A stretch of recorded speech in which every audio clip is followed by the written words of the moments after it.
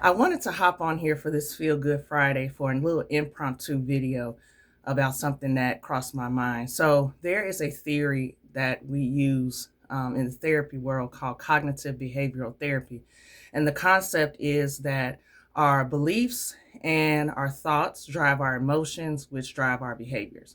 And so I was thinking about a time when I worked with someone who was a CEO of a group practice and I was a manager of under this person.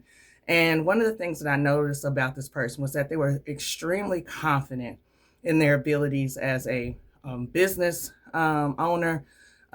Just had an air of like confidence and authority, um, kind of godlike. Honestly, that's how people treated this person. And so when I was working up under this person, I started to have an air of confidence as well. I felt really good about myself as a therapist. I excelled as a manager. Like, I really had a lot of confidence in my abilities and myself as a person. And so one of the things that I noticed is when I moved on from that business and moved into another space, I was around a lot of people who were, kind of fledglings to the therapy world. They were insecure, they complained a lot.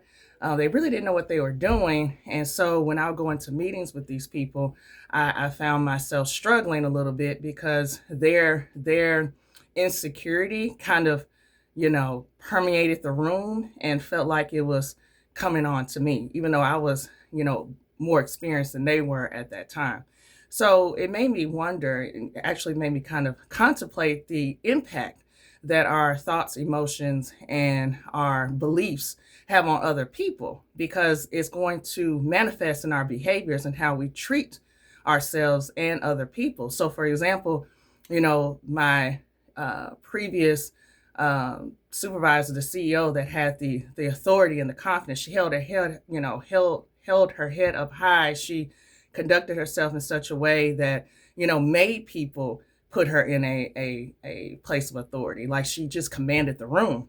When I was with the inexperienced therapist, the posture was all low and they kind of sunk down. They spoke really like quiet. And so they didn't have that air of confidence. And so we have to be mindful of the energy that we put out emotionally.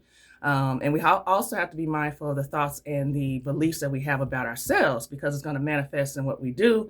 And it's also going to influence other people around you. So be mindful of that. We're moving into a new year. So just kind of take stock of the people around you and see if they're actually helping you to ascend to the space that you want to be in the new year. All right. Have a good one. Bye.